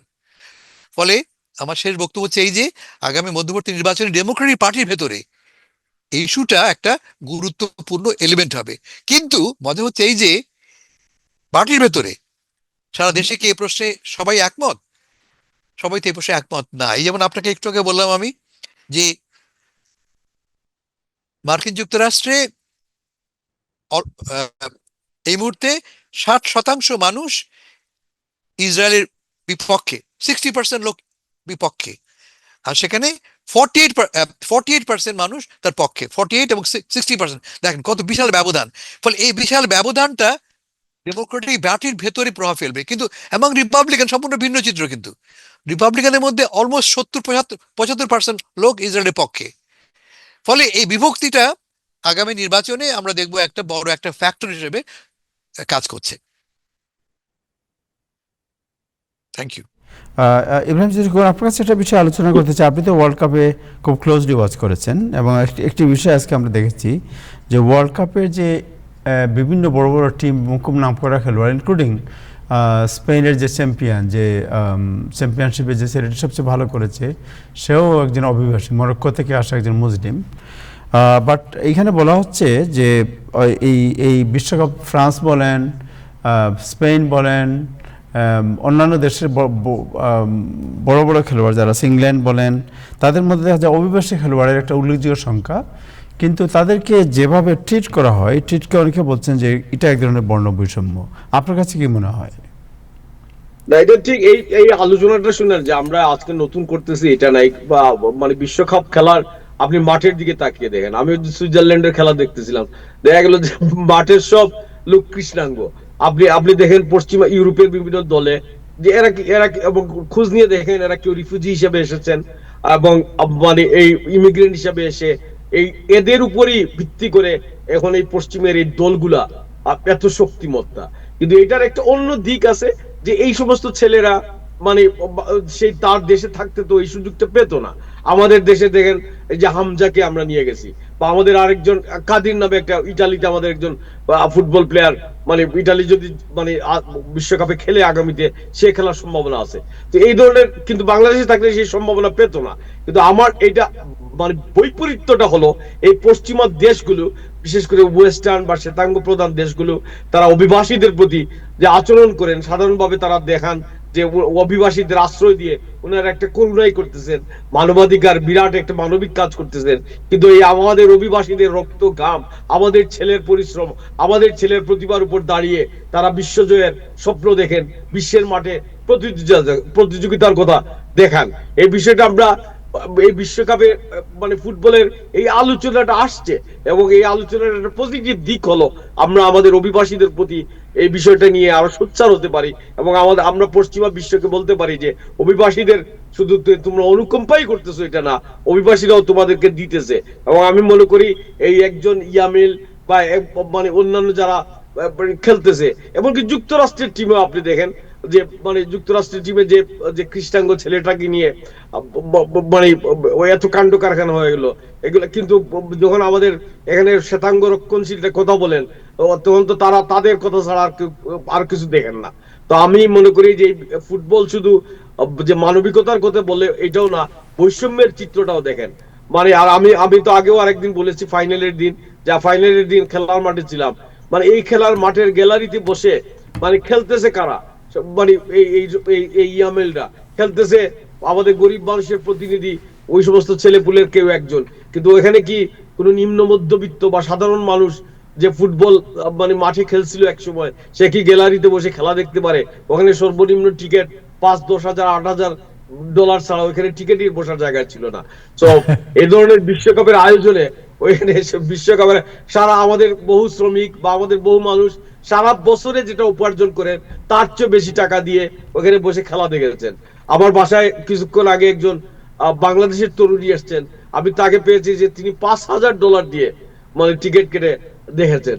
তো এটা মানে আমি দেখে খুশি হলাম যে অন্তত আমাদের বাংলাদেশিও একজন এই খেলাটা দেখেছে, এবং মানে একাধিক মানুষ দেখেছে। কিন্তু মোটা দাগে এটা তো বড় লোকদের খেলা হয়ে গেছে, এটা চারিদিকে একটা বৈষম্যের চিত্র, এবং এই বিশ্বকাপকে জুড়ে এই বৈষম্যের চিত্রটা আমরা আলোচনা করব। সারা পৃথিবীতে বৈষম্য দূর হোক, এবং অভিবাসীদের প্রতি পশ্চিমাদের যে দৃষ্টিভঙ্গি, তারা যে খালি করুণা করতেছেন এটা না, আমরা মানে অর্থনীতি থেকে শুরু করে খেলাধুলা, সংস্কৃতি সব জায়গায় মানে অভিবাসীরা বিরাট গুরুত্বপূর্ণ অবদান রাখতেছে, এবং এই মাহাত্ম্য, এই অবদানটাকে যেন স্বীকার করা হয়। Thank you so much, thank you. জি স্যার, কিন্তু আপনারা সবাই ধর্মীয় দৃষ্টিকোণ থেকে জিনিসটাকে না দেখলে বোধহয় বেটার। আর লিওনেল মেসি আমেরিকা ফুটবলকে, সকারকে জনপ্রিয় করার যে চেষ্টা সর্বশেষ করেছেন, যেটা পেলেকে দিয়ে শুরু হয়েছিল নিউ ইয়র্কের কসমোস ক্লাব, এবং কসমোস ক্লাবকে এই ফুটবলে ইনভলভ করার পেছনে যিনি সবচেয়ে বেশি ভূমিকা রেখেছিলেন তিনি কিন্তু হেনরি কিসিঞ্জার। অতএব এই বিষয়গুলো আমাদের মনে রাখা উচিত। হেনরি কিসিঞ্জার কিন্তু আমরা বলছি যে অভিবাসী খেলোয়াড়, আমি বলার চেষ্টা বলছি, আমি বলতেছি ধর্মের কথা তো বলি নাই, ধর্মের কথা আমি সেটা বলি নাই, আমি বলার চেষ্টা করতেছি যখনই ইয়ামালের কথা বলা হয় তখন ধর্মটা টেনে আনা হয়, এটা ঠিক না। আমি যেটা বলার চেষ্টা করতেছিলাম সেটা হচ্ছে যে ইয়েস, ইউরোপের অনেকগুলো টিমে এটা যেটা বলছেন আপনি ইয়ামালের কথা, সেটা হলো যে আমি রয়টারের নিউজ বলেন, এপি নিউজ বলেন, আমি সব নিউজ দেখেছি, ওইখানে ওইটা আনলেই ওই মুসলমান নাম চলে আসে আপনার। এটা কেন যে তারা আনে এটা আমি জানি না। এটা আমি বলার চেষ্টা করছিলাম আরেকটা জায়গায়, সেটা হচ্ছে যে ফুটবল খেলার বিশেষ যে শৈলীটা, যে বিষয়টা, সেটা ইউরোপিয়ান ফুটবলার যারা আছে তাদের থেকে ধীরে ধীরে আফ্রিকান মানে অরিজিন প্লেয়ার লোকদের কাছ থেকে সেটা আরো বেশি পাওয়া যাচ্ছে। সেই জন্যই তাদের ডিমান্ড এন্ড সাপ্লাই বলে একটা কথা আছে, আমরা সবসময় মনে করি, এবং ডিমান্ড তাদের, সাপ্লাইও তারা দিচ্ছে। এটা হচ্ছে মূল কথাটা। আরেকটা জিনিস যেটা আমি বলার চেষ্টা করছিলাম, যে পৃথিবীর বিভিন্ন দেশে ফুটবলকে জনপ্রিয় করার গত আমি বলবো 8 থেকে 12 বছর ধরে যে উদ্যোগটা ফিফার মাধ্যমে নেওয়া হচ্ছে এবং প্রচুর অর্থ খরচ করা হচ্ছে, সেই বিষয়টাকে সামনে নিয়ে আসা উচিত। আরেকটা ব্যাপার যেটা ইব্রাহিম চৌধুরী বলেছে যে $5,000 দিয়ে আমি তো একজন বাংলাদেশি $26,000 দিয়ে 2টা টিকিট কিনছে, তাকেও চিনি, যদিও তিনি নাম পরিচয় প্রকাশ করতে নিষেধ করেছেন। তিনি $26,000 দিয়ে 2টো টিকিট কিনেছেন। কিন্তু এখন কথা সেটা না, কথাটা হচ্ছে যে খেলাটা আমরেকে হচ্ছে, আমরা ক্যাপিটালিস্ট সোসাইটি। আপনার মাঠে গিয়ে খেলা দেখতে হবে এমন কোনো বাধ্যবাধকতা তো নাই, আপনি টিভির সামনেও বসে আর ভালো খেলাও দেখতে পারেন। কথাটা হচ্ছে যে ডাইনামিক প্রাইসিং যেটা ইন্ট্রোডিউস করছে FIFA, that generated huge amount of money, huge. এবং এটার ব্যাখ্যাও ইনফান্তানিও দিয়েছেন 2 সপ্তাহ আগে। তিনি বলেছেন যে আমেরিকান যে কোনো স্পোর্টস ইভেন্টে ভেন্যুতে গিয়ে খেলা দেখা আর টিভিতে খেলা দেখার ভিতরে প্রাইসিং এবং সবকিছু অনেক ডিফারেন্স। কেন মেয়র মামদানি থেকে আরম্ভ করে পৃথিবী, নিউ ইয়র্ক, যুক্তরাষ্ট্রের বিভিন্ন স্টেটের মেয়ররা ওয়াচ পার্টি করলেন কেন? তার কারণটা হচ্ছে যে তাদেরকে একটা ফ্লেভার দেওয়ার, যে মাঠে না গিয়েও মাঠের ফ্লেভারটা যাতে পাওয়া যায় স্ক্রিনের সামনে তাকিয়ে। এই জিনিসটা ভবিষ্যতে আমেরিকা কেন পৃথিবীর অনেক দেশেই আরো বেটার ওয়েতে ইন্ট্রোডিউসড হবে। জি হাসান ভাই। এই যে অতি উচ্চ মূল্যের টিকিট, এটা কি প্রমাণ করে? খেলাটা শুধুমাত্র ধনীদের জন্য, খেলাটা উপভোগ শুধুমাত্র ধনীরা, যাদের পয়সা আছে, যাদের $26,000 খরচ করার ক্ষমতা আছে। তা তো কথা ছিল না। এটা বিশ্বকাপ, সবাই দেখার সুযোগ পাবে তাদের সাধ্যের মধ্যে। তা না করে আমরা কি করলাম? নাজমুলের কথা মতো ডাইনামিক প্রাইসিং করলাম আমরা। মানে কম্পিট করো, কম্পিটিশন তো আমি জিতবো না কোনোভাবে কোনোদিনই ভাই। এই কম্পিটিশনে আমি দরিদ্র হেরেই যাব। ফলে এই পুরো ব্যাপারটাই অন্যায়, পুরো ব্যাপারটাই ভুল, এবং এর স্ট্রং প্রতিবাদ করা উচিত। হাসান ভাই, যখন ওয়ার্ল্ড কাপের টিকিটটা প্রথম রিলিজ করে তখন কিন্তু টিকিটের নর্মাল প্রাইস ছিল সাধারণ গ্যালারিতে, নিউ ইয়র্ক মেটলাইফে না, অন্যান্য স্টেডিয়ামগুলোতে $60। এখন যারা ওই সময় গ্র্যাব করেছে তারা দেখেছে, আমি অনেকেই জানি $200 দিয়ে মেটলাইফ স্টেডিয়ামে টিকিট কিনেছে, $316 দিয়েও কিনেছে অনেকে, $400 দিয়েও কিনেছে অনেকে। এটা ধীরে ধীরে ডিমান্ড অ্যান্ড সাপ্লাই, ইকোনমিক্সের যে ব্যাপারটা, ডিমান্ড অ্যান্ড সাপ্লাইকে এখানে কাজে লাগিয়েছে ফিফা। ডিমান্ড বেড়েছে, যেমন আর্জেন্টিনা সেমিফাইনাল থেকে ফাইনালে যাওয়ার পর ফাইনালের টিকিটের দাম উচ্চ মূল্য ছিল, সেই জায়গায় যদি যুগোস্লাভিয়া, এখানে আমার প্রিন্সিপালটা আপনি বুঝতে পারছেন না। প্রিন্সিপালটা হবে যে এই খেলাটা সবার জন্যে, কিন্তু আমি টিকিটের মূল্য এভাবে নির্ধারণ করছি। আমি প্রথমত $60 ঠিক আছে, কিন্তু আমি কি করছি? বেটিংকে আমি এনকারেজ করছি। আমি এই বাজি ধরার বা স্কালপেল যেটাকে বলে, টিকিট বেশি মূল্যে বিক্রি করার প্রক্রিয়াটাকে আমি সাপোর্ট করছি। আমি এটাই তো ভুল। এটা বিশ্বকাপ, এটা কোনো লোকাল খেলা নয় যে বড় লোকরা এসে টিকিট, সবার জন্য খোলা থাকবে। এবং যে আগে লম্বা দাঁড়িয়ে দাঁড়াবে, লাইন দাঁড়িয়ে টিকিট কিনবে সে। আমরা যেমন ধরো যাক আমাদের সেন্ট্রাল পার্কের নাটক দেখি আমরা, শেক্সপিয়ার ইন দ্য পার্ক, পার্কে লম্বা লম্বা লাইন, লোক রাত থেকে বসে দাঁড়িয়ে থাকে টিকিট কাটবার জন্য। ইয়েস, আমি অল ফর দ্যাট। টিকিটের দাম তুমি $1,00,000 রাখবে, যার মানে আগে থেকে ঠিক থাকবে যে শুধুমাত্র ওই লোকগুলি টিকিট পাবে। কেন? এটা বিশ্বকাপ তো ভাই, সবার জন্য খেলা এটা না। তুমি দেখবা কোথায় ওই যে ওয়াচ পার্টি, তুমি দেখবা তোমার ওইটা জায়গা তোমার, তা তো হওয়া উচিত না। এটা প্রতিবাদ করো যদি আমাদের। Thank you so much, thank you Sahab ভাই। ওকে, জি ইব্রাহিম শরীফ খোকন বলেন। আমি খুব দুঃখ হিসেবের মধ্যে একটা খবর বলি। মানে মানে আমি কাজ করার জন্য এই ফিফার প্রেসিডেন্টের স্বাক্ষর করে একটা সার্টিফিকেট আজকে পেয়েছি। তো এই সুখবরটা দিলাম। এটা এইসব নিয়ে আমাদের খুশি থাকতে হবে। মানে আমরা তো আর ওই গ্যালারিতে বসে খেলা দেখতে পারি নাই, দাঁড়ায় দাঁড়ায় দেখছি। আপনাকে দাঁড়ায় দাঁড়ায় অভিনন্দন। তবু আপনি পুঁজিবাদের সামান্য ছোঁয়া পেয়েছেন, পুঁজির সামান্য ছোঁয়া পেয়েছেন। এটা কিন্তু দাঁড়িয়ে দাঁড়িয়ে দেখতে হচ্ছে পুরা, এবং মানে এই কষ্টটা তাই আমি এটা কথা বলতে চাই, আমাদের অ্যাটর্নি মঈন চৌধুরী কিন্তু ইনফান্তেনিওর সাথে ছবি তোলার সুযোগ পেয়েছেন, যেটা ইব্রাহিম চৌধুরী পাননি। না, সেটা জাতিসংঘে উনি আসছিলেন একটা ইভেন্টে, সেখানে আমাদেরও যাওয়ার কথা ছিল, কিন্তু ওই সময় আবার ডিউটি পড়ে গেছে অন্য জায়গায়। কিন্তু I could have a chance to go there. আমাদের গিফট দেবার কথা ছিল আপনার কলম থেকে। আমি অনেকগুলা স্টিকার নিয়ে আসছি, এবং আমি টাইম টেলিভিশনে আজকে যারা আছেন সবাইকে আমি একটা করে স্টিকার দিব। জি সাহাব ভাই পাবেন একটা তাহলে। হ্যাঁ সাহাব ভাই, আচ্ছা আপনার কাছে জানতে চাই, আমি একটা পাইছি। আমি নরওয়ে আর ব্রাজিল খেলায় ওরা একটা কি বলে ফিফার একটা আপনি পোস্টারের মতো একটা গিফট দিচ্ছে, ওইটাই পাইছি। আর ওদিন মনে হচ্ছিল বৃষ্টি হবে, তাই পঞ্চ পঞ্চ দিছিল, কিন্তু 547 হয় মিলিয়ন নাই ডলার সেদিন। সাহাব ভাই, হ্যাঁ? 547 মিলিয়ন ডলার একজন একজন প্রতারণা করেছে এবং তাকে গ্রেফতার করেছে এফবিআই। তার নাম হচ্ছে খালিদ। ইব্রাহিম ভাই, কি তার পুরো ঘটনাটা কি একটু জানেন নাকি? উনি মেডিকেড জালিয়াতি করেছেন এবং বিস্তারিত জানা যায় না, তাকে মধ্যপ্রাচ্যের একটা দেশ থেকে গ্রেফতার করা নিয়ে হয়। টার্কি গ্রেফতার থেকে করেছে। নিয়ে আইছে।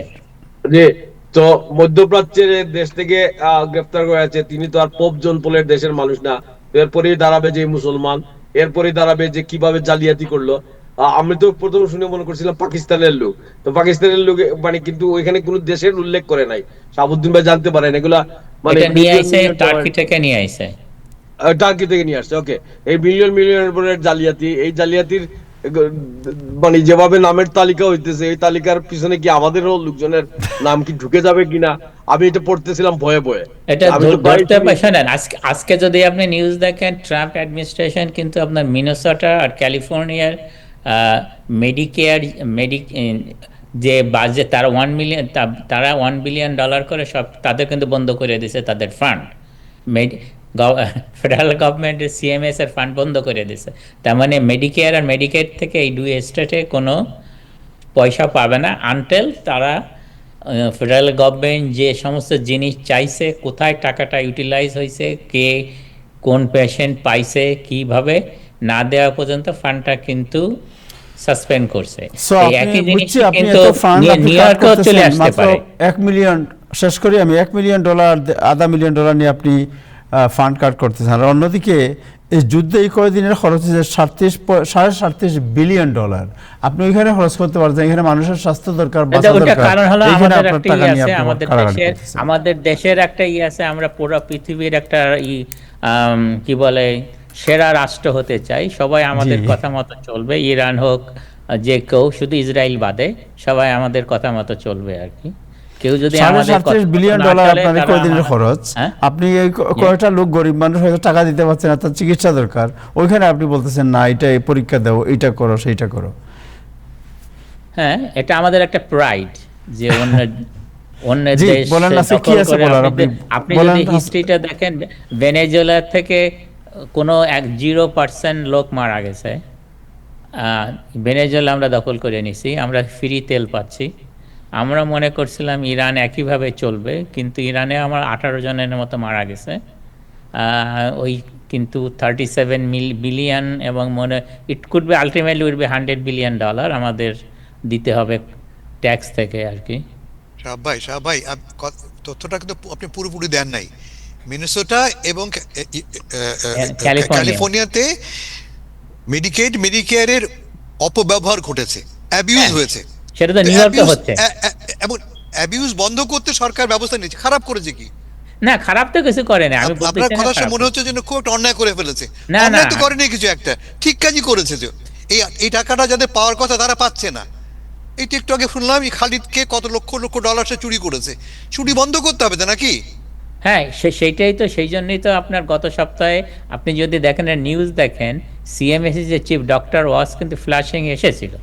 ফ্লাশিং এ আসে সে কিন্তু কতগুলো জিনিস আমি তা বলছি না, দেখছে। আমি বলছি যে কাজটা না, খারাপ না, করেনি, যে না, কাজটা সে- করেছে সরকার। আপনার ডক্টর ওয়াজ নিজে কিন্তু এই সমস্ত দেখাশোনা করতেছেন এখন, ওকে, যে কোথায় অ্যাবিউজ হচ্ছে। সো চুরিকে কোনোভাবে সাপোর্ট করা যায় না, চুরি তো অবশ্যই হ্যাঁ। মানে দণ্ডনীয়, এবং এর বিরুদ্ধে ব্যবস্থা নেওয়া উচিত। চুরিটা যে খালি বড় বড় আড়তদাররা করতেছে এটা না, ইন্ডিভিজুয়ালরা করতেছে, ওদের প্ররোচিত করতেছে। আপনি মেডিকেটের যোগ্য না, আপনি ভুয়া তথ্য দিয়ে আপনার ইনকাম হাইড করে আপনি মেডিকেট নিতেছেন, এটাও চুরির অংশ। সুতরাং এখন যেভাবে সবকিছু দেয়া আসতেছে, আমরা বারবার এখানে আলোচনা করেছি। আপনি আবু তাহের সাহেব, শোনেন, আপনি যদি আপনি যদি হোম কেয়ার নেয়ার জন্য যে ইনটেক ফর্মটা দেখেন, ওইখানে অনেক কিছু লেখা আছে। তার ভিতরে লেখা আছে আপনি কি হুইল চেয়ার নেন, আপনি কি ওয়াকার ইউজ করেন, আপনি কি লাঠি ইউজ করেন, আপনি কি খাবার বানাইতে পারেন না, আপনি কি বিভিন্ন ভাবে হেঁটে যেতে পারেন না, আপনার কি সবসময় সাহায্য দরকার, আপনার কি ইউরিনেশন হয় বেশি। কিন্তু এই সমস্ত প্রশ্ন যে লিখে দিচ্ছে, যারা এবং যে সমস্ত ডাক্তার অথবা বিভিন্ন অর্গানাইজেশন, এটা লেখার পরে যদি ওই পেশেন্ট যদি ওইটা ফলো না করে, সে তো এমনি অন্যায় করতেছে। কারণ হ্যাঁ, আপনি আমরা ওই রাস্তায় ফর্মে দেখতে লিখবেন- পারি উনি নিজেই ঘুরিয়ে বেড়াচ্ছে, নিজেই ওই আবার ফর্মে কাজ লিখবেন আপনি করতেছে। হুইল চেয়ার, ওই ফর্মে লিখবেন আপনি হুইল চেয়ার চালান, আপনি ওই ফর্মে লিখবেন আপনি লাঠি ছাড়া চলতে পারবেন কিন্তু না। উনাকে আর আমি যখন আপনি দেখি- ডাইভার্সিটি প্লাজায় এসে সবজি বিক্রি করবেন, হ্যাঁ। মানে আপনি ডাইভার্সিটি প্লাজায় এসে সবজি বিক্রি করবেন, পারলে একটা মেয়েরে নিয়ে তার টানাটানি করবেন, মানে এই সমস্ত জিনিস তো ও হরদম চলতেছে। উনি তো আপনি আবার মানে নিজে মসজিদে হেঁটে যাচ্ছে, জি। হেঁটে যে নামাজ পড়তেছে, তখন তো তার কোনো এই সঙ্গী মসজিদে যাওয়ার থাকতেছে না। দরকার আছে, এই ধর্ম পালনের দরকার আছে। আপনি এই মিছা কথা কইয়া মানুষের ট্যাক্সের পয়সা ফাঁকি দিয়ে আপনি মানে এই পুরা কমিউনিটির উপর একটা বদনাম যে যে বাংলাদেশি লোকজন না, শুধু এটা পাবলিক সার্ভিস শোনেন, নেয়। শোনেন, এটা ইব্রাহিম ভাই, এটা শুধু বাংলাদেশি কমিউনিটি করতেছে না, বাংলাদেশি কমিউনিটি দেওয়ার লাভ নাই, এটা কিন্তু আগের থেকে অন্যান্য কমিউনিটিও করছে, অন্যান্য আরেকজন- দেশের কমিউনিটিও করছে। আরেকজন বাংলাদেশের করলো একটু দেখে বেশি আমরা প্রচার না- হচ্ছে আর কি। আচ্ছা শাহাবুদ্দিন ভাই, আরেকজন করলো, কিন্তু আমরা না সৎ, আমরা না পরিশ্রমী, আমরা না প্রচন্ড ধার্মিক মানুষ, আমরা না সত্যতা এবং ন্যায়ের প্রশ্নে আমরা না কখনো আপোষ করি না, তাইলে আমরা যে কেন আরেকজনের পাপ অনুসরণ করব, আমরা যেন আরেকজনের খারাপ জিনিস অনুসরণ করব? যে সেটা যদি হয়, আপনি জামাত ইসলামের এমপি, আপনার কি করলেন? উনি বাচ্চা দুটো ভিন্ন ভিন্ন বিষয়কে একসাথে করা দরকার ওইটা নেই। ওইটা ভিন্ন শাহ বিষয়, ভাই, ওটা ভিন্ন শাহ- বিষয়, ওইটা ভিন্ন মূল বিষয়। কথা হচ্ছে হ্যাঁ। যে এই কাজগুলি অন্যায়, এই কাজগুলো অপরাধ, এবং শিওর, কোনোভাবেই কোনো যেন আমরা অপরাধকে আমরা সমর্থন প্রশ্রয় না দেওয়া করি ঠিক হবে আমরা। না, রাইট? হ্যাঁ, আচ্ছা, এটা সবারই সাহাব উচিত। ভাই, এই আমাদেরও- বিষয়ে আর আমরাও তখন যারা আবার অন্য কোনো বিজনেস করি, ফার্মেসি বিজনেস করি, আমরাও ট্রাই করে যতটা পারি আমরা অনেস্ট থাকার চেষ্টা করি। জি সাহাব ভাই, এটা হোয়াট ইজ দিস চেষ্টা লেটেস্ট নাই। ওষুধের যে ক্রাইসিস আজকে ও গতকালকে শাহাবুদ্দিন দেখলাম ভাই, honest হওয়ার কোনো পত্রিকাতে, চেষ্টা নাই। Honesty, আপনি যে আমি 99% সৎ আর আপনি 1% অসৎ, আপনি অসৎ। আপনি হয় অনেস্ট থাকবেন অথবা ডিসঅনেস্ট। Correct. সো ওষুধের ক্রাইসিসের কি অবস্থা? গতকালকে পত্রিকায় পড়লাম যে ইন্ডিয়ার উপর ডিপেন্ডেন্ট হয়েছে আমেরিকান পুরো হেলথ ইন্ডাস্ট্রি। কারণ হলো কি, আমি ইদানিং দেখতেছি অনেক কোম্পানি, ইন্ডিয়াতেও অনেক কোম্পানি কিছু কিছু ইনভেস্টিগেশন হচ্ছে, এবং এখানকার এফডিএর অফিস কিন্তু ইন্ডিয়াতে আছে বিভিন্ন শহরে। তারা জি। কিছু কিছু ফ্যাক্টরিতে চেক করে তারা কিছু কিছু ভুল ত্রুটি পাচ্ছে। ওই হিসাবে কিন্তু ইন্ডিয়ার অনেক ফ্যাক্টরিগুলা তারা রেড লেটার পাচ্ছে, তাতে তাদের প্রোডাকশন কিন্তু বন্ধ হয়ে যাচ্ছে। ওই হিসাবে আমরা দেখতেছি অনেক ড্রাগ কিন্তু আমরা পাচ্ছি না, অনেক ভেরি ভেরি শর্টেজ আছে, হচ্ছে। কারণ এই মোস্ট অফ দ্য 60% জেনারিক কিন্তু ইন্ডিয়া থেকে আসতেছে, এবং এখানকার লোকাল যে ম্যানুফ্যাকচারার কিন্তু এত খরচ বেড়ে গেছে, এটা কিন্তু আলটিমেটলি প্রায় ডেড অবস্থা এখানকার লোকাল ম্যানুফ্যাকচারিং। সেই হিসাবে আমরা ইন্ডিয়ার প্রতি নির্ভরশীল। ইন্ডিয়া, চায়না এবং ইসরায়েল এবং আরও কয়েকটা কান্ট্রি থেকে এখানকার জেনারিকগুলো আসে, এমনকি ব্র্যান্ড নেম ড্রাগগুলো বাইরে থেকে আসে। জাপান, কিছু কিছু বায়োলজিক আসে কিন্তু জাপান থেকে। এগুলো কিন্তু অনেক শর্টেজ বাজারে এখন হচ্ছে। তা এখন এটা কবে কি হবে এটা খুবই মুশকিল। আর তারপর আরেকটা জিনিস হচ্ছে কি, ওষুধের দাম অনেকটা কম, এই কারণে কিছু কিছু ম্যানুফ্যাকচার আছে জেনারিক কোম্পানিগুলো অথবা ব্র্যান্ড কোম্পানিগুলো, তাদের ওষুধটা যখন মেডিকেয়ার পে করবে অথবা কিছু ইন্স্যুরেন্স পে করবে, তাদের গভর্নমেন্টের সাথে একটা কন্ট্রাক্ট সাইন করতে হয়, তারা একটা রিবেট প্রোগ্রামে যেতে হবে। অনেক কোম্পানিগুলো এই রিবেট প্রোগ্রামে যেতে অনাগ্রহ প্রকাশ করাতে ওই ওষুধগুলো কিন্তু আমরা কিনতে পারতেছি না ফার্মেসিগুলো। কারণ হলো কি, আমরা ওষুধগুলো ডিসপেন্স করলে মেডিকেয়ারের যে বিলিং হবে, অথবা তারা আমাদের কিন্তু ওই পেটা করবে না আমাদের ফার্মেসি থেকে। তো ওই হিসেবে আমাদের অন্যান্য দামি যে সমস্ত ম্যানুফ্যাকচার আছে তাদের থেকে কিনতে হচ্ছে। কিন্তু আবার তারা ওই হিসাবে কিন্তু প্রাইসটা বাড়াচ্ছে না, আমরা ফার্মেসিরা কিন্তু অনেক লুজ করতেছি আমাদের কস্ট প্রাইস থেকে। যাক, আমার মনে হয় ক্রাইসিস আছে এবং ক্রাইসিস দূর হোক, এটি আমরা চেষ্টা করি। আমরা অনেকেই ওষুধের উপর ডিপেন্ডেন্ট, এবং যারা ডিপেন্ডেন্ট তারা যাতে কোনো ধরনের সমস্যায় না পড়ে, এটি আমাদের প্রত্যাশা, এটাই আমরা সবাই চাই। থ্যাংক ইউ সাহাব ভাই, আপনাকে আমাদের আমরা আপডেট দেওয়ার জন্য। ফার্মেসিস্টরা ট্রাই করতেছি যতটা পারি আমরা হেল্প করার জন্য। জি, থ্যাংক ইউ ফর আপডেট। আপনি আপডেট আবার করার এদিকে জন্য। আবার ফার্মেসিস্টের শর্টেজ আছে আমাদের, ওইটাও আরেকটা বিগ ক্রাইসিস আমাদের। জি জি জি, থ্যাংক ইউ, আপনাকে অনেক ধন্যবাদ। ইব্রাহিম শরীফ খোকন, আপনাকে ধন্যবাদ। হাসান ভাই, অনেক কৃতজ্ঞতা আপনার প্রতি, আরিফ আপনাকেও। দর্শক, আজকে এ পর্যন্তই। আগামীকাল আবার দেখা হবে। সবাই ভালো থাকবেন। খুদা হাফেজ।